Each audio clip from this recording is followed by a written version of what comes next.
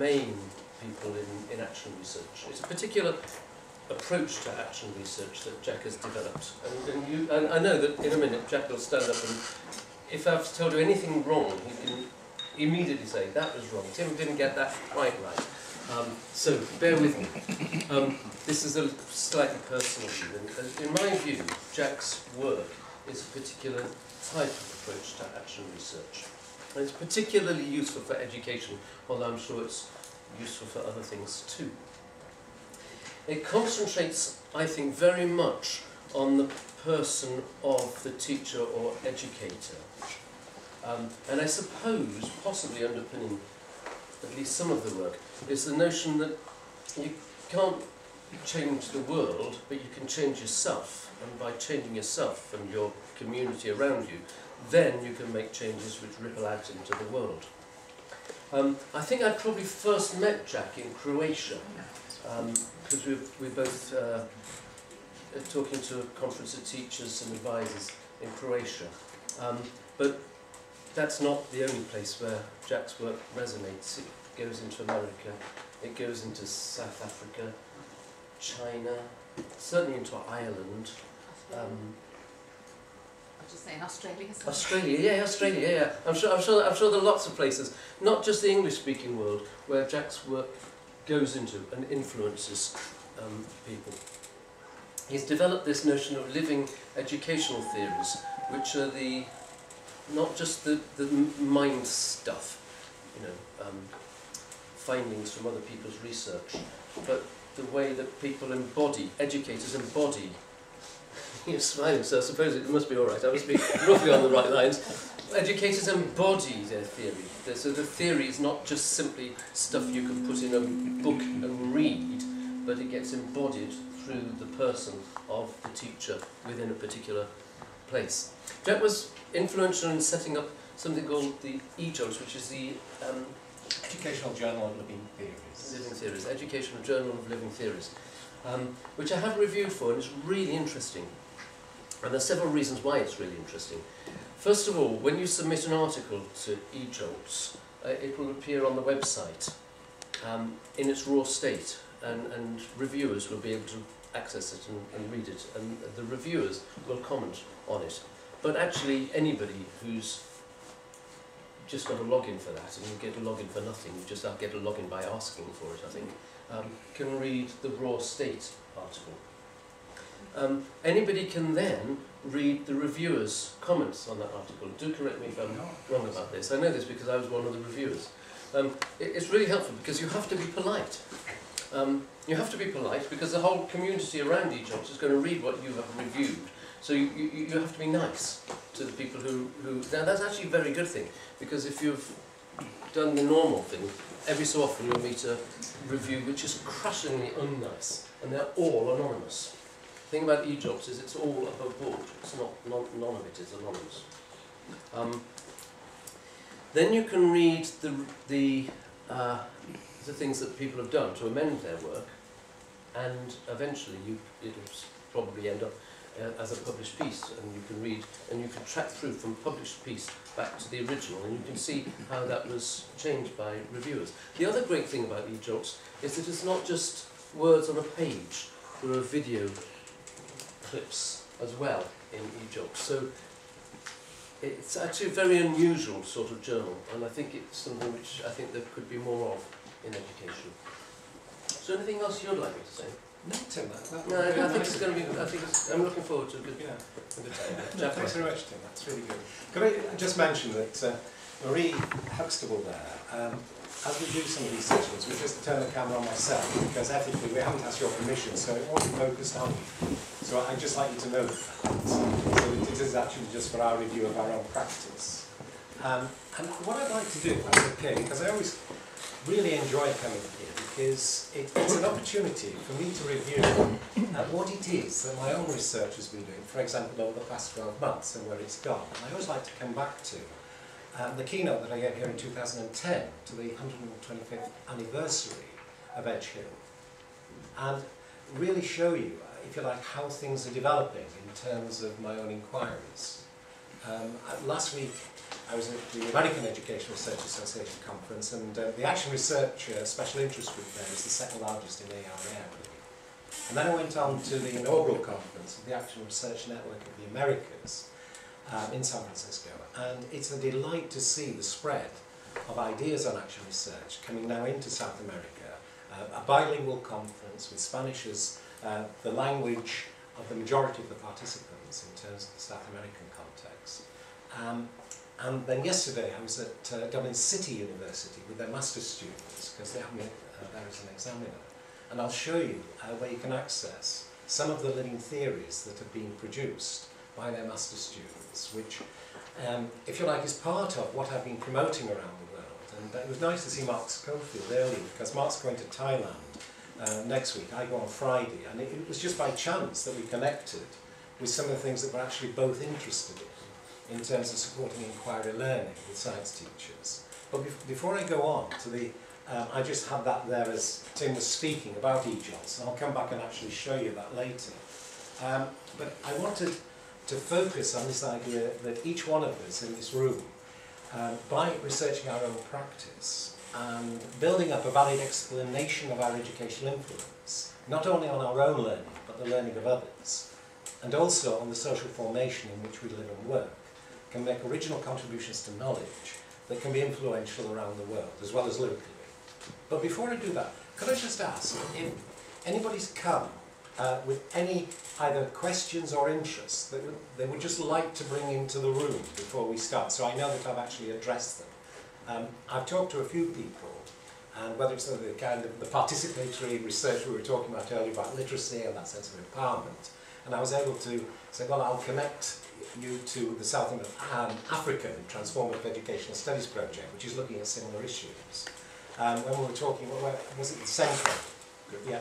And I've got a master's, the first multimedia master's at Spa University, from the woman who is actually now coordinating the Senkos in Bath and North East Somerset. And it's a lovely piece of work, and I'll try and make sure that you've got the access to that, okay, before I leave, so you know how to do that. But is there anything that anybody else has come with that you're feeling, yeah, I'd like to actually make sure this is explored before I leave? Or you've got any interest that you feel, yes, I'd like, Jack to tackle?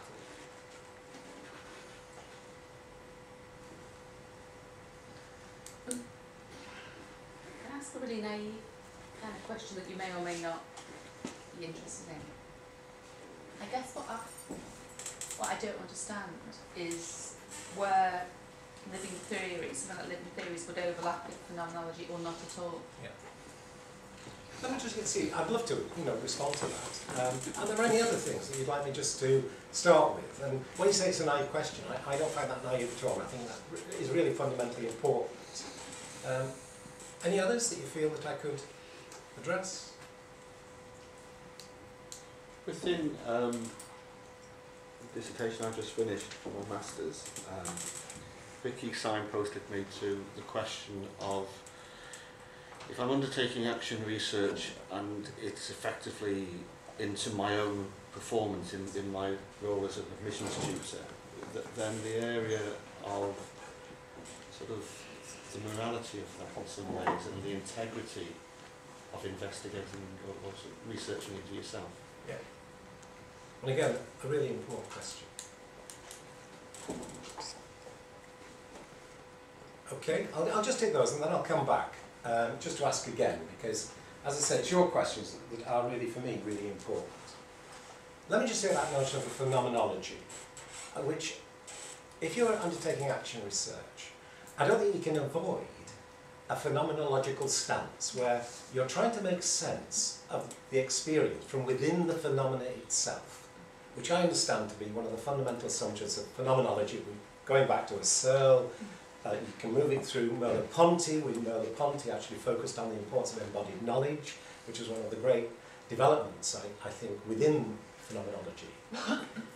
The difference between this idea that you create your own living theory and phenomenology is that phenomenology keeps focusing on making meaning internally from the experience itself. Now, with the action research, I think you've got to start from a phenomenological stance of the experience that you're in as an educator or in your workplace, as you ask the question, how can I improve my practice? Now, the difference is that within the action research, in particular living theory, you need to come out into the world where the question of how do I improve my practice is actually addressed, not only in a phenomenological way through making sense, but also in the action where you start to bring data and evidence to demonstrate the influence you're having. So it's definitely not a naive question. It's really fundamental in terms of understanding the nature of these relationships. So, you know, if you want to develop that, we can do later, yeah? Yeah, that's great. Is that okay? Yeah. The issue about the ethics and the sense of integrity, about one researching one's own practice, it always seems to me that nobody should be able to interfere with me examining my own practice. So this is why quite a lot of the research ethical review boards in Canada and America, and also within this country, if you go to the ethics committees within universities, sometimes they can interfere with your own sense of integrity, with your I question. Kingston University in 1991, I was actually paid a consultancy fee to my university, which was the University of Bath, for me to support action research in Kingston University. Now, the ethics board there was constituted by quite a lot of scientists and engineers. A head teacher came with her question, how can I improve my practice as a head teacher? Now, the research committee sent back her research proposal and asked her to remove the personal pronoun I from her research question. Okay, now that was 1991. And there was a similar case 3 years ago in one of the northeastern universities asking for a similar thing. Now, that is, for me, unethical. That a research board can ask for the I, the personal pronoun, to be removed from the research question. Because it doesn't make sense if you've removed your own I. And yet, those scientists and engineers were asking for that, believing themselves to be acting properly, because they would view anything that an individual I could create as being merely subjective and anecdotal and couldn't possibly make an original contribution to knowledge. Now, my point is that if you actually start with those inquiries, because in this room, you've got an enormous depth and extent of embodied knowledge as educators. You think of what you've built up over years. You know, when we're talking about your doctorate, you already have within your knowledge, which is embodied in who you are, a tremendous depth and extent of knowledge, which, if we're to make this public in a way that can be legitimated academically, we've got to put those I questions into the research boards. Now, the ethics come in when other people are involved in the process. That if you're doing work in a classroom, you do need to get the parental ethical forms signed. If you're working with the pupils, say 16, 17, 18-year-olds, you really do need to get their ethical approvals with the parents. And all of the work that I can show you on my website has actually gained those ethical approvals. If you're working with the selection processes and looking at your own practice and possibly your influence in relation to opening up opportunities within the organisation, you've got to make sure that that sense of your own integrity is actually right at the heart of your proposal. But build in a very clear statement about validity. In other words, don't just allow somebody to criticise you on the grounds that this is a merely subjective or anecdotal account. And the way that we always do this, certainly with the practitioner researchers I work with, is to draw on somebody who is really respected in the social science, history of social science, and that is Jürgen Habermas. If you look at Jürgen Habermas's work, first of all on critical theory, but also with something he did in 1976, which was called Communication and the Evolution of Society. Habermas believes that as you and I are understanding, like with your question to me then, and I was responding, he says that to reach an understanding together, we've got to work with 4 criteria of social validity. I've got to be comprehensible. That makes sense. And what you can do is to show your accounts to what we call a validation group of sometimes between 3 and 8 people, to ask them to help you to make more comprehensible your account. The second point is to take the traditional positivist researcher's view that if you're making a claim to know something or you're asserting something to be true, make sure you've got sufficient evidence to back up your assertion, to justify it, and that satisfies a positivist researcher. So that's the second one. Now the third one, a positivist or a scientific research doesn't have to take any account of. But Habermas says that whatever we're doing to make sense together of our understandings and sharing those, we need to take account of what he called the normative background from which we're writing, speaking and living. Because even surrounding us now, there are amazing cultural influences, historical influences, which many of us, if you like, don't show any awareness of often in our explanations of our influence. Habermas says, look, put to your validation group, that question, how do I strengthen what we could call the socio-cultural and socio-historical influences on our writings and what we are doing? Are you okay with that? Because for me, my shock was I had a particular view of democracy I took for granted. And then I was actually supervising some Islamic students who explained to me that in relation to the Quran, the Western view of democracy was inimical, that was the phrase, inimical to democracy from an Islamic perspective. Now, that made me reconsider my imposition of my view of democracy. Am I making sense here? You should show that normative background. And the fourth criteria is one of authenticity, that you would ask your validation group to look at your accounts over time. And Habermas says it's only over interaction through time that you can actually build up a sense of the authenticity of your account. So you're moving from the criticism, this is only anecdotal, it's only subjective. And you can actually bring in Popper's view of objectivity, where Popper said, look, objectivity is actually grounded in intersubjective criticism. And he said about the mutual rational control of critical discussion. So you can actually meet those critics, and it's wise to build them into your proposals, so that the ethics committees can actually see that they are fulfilling their responsibility to make sure that your research is going to lead to original contributions to knowledge, that are not going to allow somebody through, which again is just anecdotal or subjective. Are you okay with that? Because that was such, again, is such an important area to build into your research. Now, is there anything else that you're feeling that you'd like me to make sure that I cover?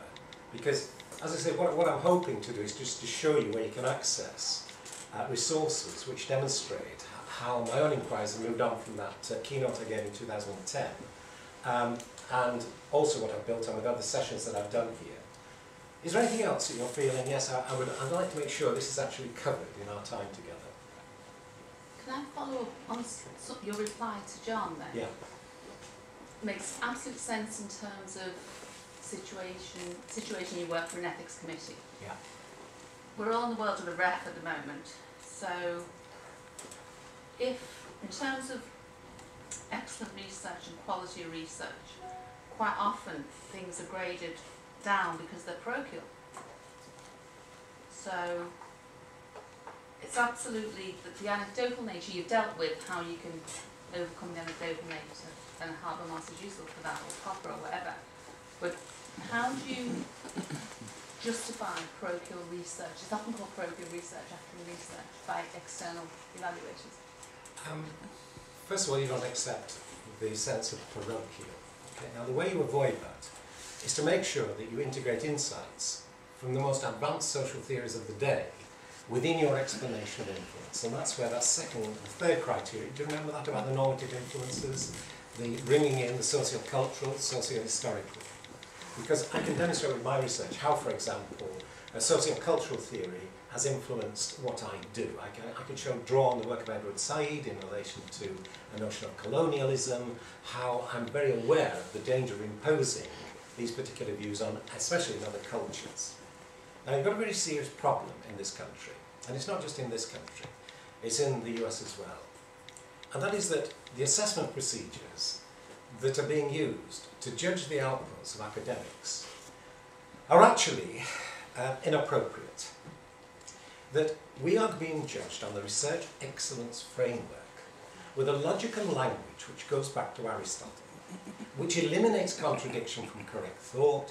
It also has got what's called the law of the excluded middle, which says that everything is either A or not A. Now, you and I presume, know that we're all interrelated, that even as I'm breathing, I'm actually taking in the oxygen from all of those trees out there. Am I making sense here? That it isn't a case of either or. So we've got a problem in our research assessment exercise, our research excellence framework, to do with how you're going to be assessed in terms of your knowledge output. And there's no way around this, in the sense that the money is going to follow what are the traditional disciplines of education. I'm going over to Thailand on Friday. I'm taking with me details of the biggest heavily funded project in the European Union, which has just started, and it's called Inspiration in Science. And they've got something like 4.9 million euros for this. And it follows one called Pathways, right? And that got 3.9 million euros, and it's finished. It was all about stimulating inquiry learning. The problem with the whole project is that the assessment that is in, for example, our national curriculum processes is inappropriate if you want to judge the extent to which inquiry learning has been got going in classrooms, because that's not what the assessment processes do. Now, as academics, we're faced with this very serious problem. Now, the way I coped with it at Bath, over the 3 research assessment exercises that I was involved in, and we got 5s in each of those 3, so was to say, well, look, I have to publish for my colleagues' sake and the money in the refereed journals. So I got my 4 refereed journal articles published, but I knew I was denying some of my fundamental values, because those journals couldn't carry my embodied meanings, which needed a multimedia journal. Now, all I'm saying is, you've got that tension, that reality is part of everybody in this room. Now, either you do what I do, which is to say, look, I can actually do both. I can actually publish in these refereed journals, but at Bath, remember, we got a lot of money. I think mine carried £23,000, right, per year for each academic in my department. And there were 28 of us that each got £23,000 a year coming into the department, which released us so that we could do more research. Now, the university around the road, that's why I've got nothing because of that 3 grading. So you've got an issue here, which is a very serious one in terms of building up a research excellence, program, which is right at the forefront of a field, but having the vast majority of outlets for your academic research in those traditional print-based texts. And there's a lot of profitability for the publishers to retain that interest, because you know how difficult it is. If you're a publisher making a lot of money, like the British Education Research Journal, would you then go over to something which, like multimedia, which is actually much more difficult and expensive to set up? So you've got those interests as well. Now, that is a very, very important tension that you're all in. And now all I can do is to say, look, this is how I dealt with it in my academic life. I'm very fortunate now in one sense that I've just been given a 5-year contract at University of Cumbria for promoting research at Cumbria. And I can actually say what it is that I believe will make original contributions to knowledge, one of which is to try to put up alternatives to the text-based journals. Because I feel, and this is why at that point I was saying about the Senko, it was the first multimedia dissertation to be accepted at Bath University. And it's a lovely piece of work. But you couldn't get it published in a traditional print-based journal. Now, that is something I think everybody here is a tension that you will genuinely have to face. You can't avoid it, because the money will follow those disciplines. And it's becoming tighter, unfortunately. Do you want to take any other points around that? Because it's one, as I say, it's a tension we're all in. I'm just a bit fortunate now that I can actually visit the institutions that invite me in, and I can show them where they can access what I call original contributions to knowledge, but are grounded with a lot of visual work, a lot of the video work, which gets at the embodied knowledge that I think we all hold. I'll just mention just one thing, that is that in this room, I doubt if anybody has actually acknowledged in your academic work that you love what you do. Has anybody put into a research paper love as an academic standard of judgment? No? No? Nobody in this room has put into a research paper, okay, something which I would say, Tim, when you met Tim in Croatia, and it was obvious to me through Tim's keynote, I was like, gosh, this guy really loves what he's doing. Now, it wasn't just the energy and the passion and the commitment. I was feeling this in the sense of embodied knowledge. you know, part of, even as we were talking, I was thinking, you know, you really do love what you're doing. But people have difficulties to express, so somebody might say passionate, somebody might not use the term. The notion of love could be construed in different ways. It can. It can. So, do you remember what I said about that validation? That's exactly, yes. That what you've got to do is, I think, if you really do believe what I've just said, and I hope that it comes over to you, that I really do love what I'm doing. Now, I can show you with videos what I'm meaning by that expression of energy, which is associated with the fact that I believe I love what I do. Now, at ARA, we had 4 of us, and 3 Canadian researchers, and myself, and we actually communicated what we meant by loving what we were doing, and we had shared our understandings. And I'll show you where you can access those 2 papers. They're in the What's New section of my website page. But the fact that everybody here, even as you came in and you were talking with each other, I was feeling an energy, okay? An energy which was life-affirming. I think all of, as educators, you will recognise how important that is within your classrooms and with your students, that that is actually expressed. Unless we find appropriate ways of communicating that this is what really matters in education, we'll continue to put up the text base, which in terms of a loving energy, a life-affirming energy, you can't get close to it. The very mode of representation, Eisner dealt with this in his presidential address in 1993 to the American Education Research Association. He actually used multimedia to show how we needed to extend the forms of representation. Now, he hasn't been successful in the sense that AERA is still text-based, you know, with their publications. But nevertheless, as early as that, he was aware of the need to bring in these other forms of representation. And together here, you've got an amazing group of educators. You know, fantastic, if you like, energy and insight. And this is why when I come up and I say, well, look, if you look at where this is going on, like at Dublin City University, it might just give you a bit more confidence to bring some of these values and this embodied value into your accounts. Anything else that you're feeling that... Because I often find that within these sessions, it's actually your questions and how we can actually share those that is the most useful thing that I do. Are you okay? Or just say if there's anything else before I... Positive? Yeah? Okay, well look, what I want to do is just to highlight where you could go now in terms of what is new since I did that 2010 keynote address to celebrate your 125th anniversary. And just as we were talking there, we were saying, well, I've only been here from September. Is that right? Yeah. So we haven't talked. You're not familiar, with what I've been doing. And yet I was really interested in what you were saying about, just being interested in the research and in the initial teacher education. Now, if you wanted, just to find out something about that keynote, because I set out some, if you like, there were about 4 original ideas that I think I've developed in my own research. And one of them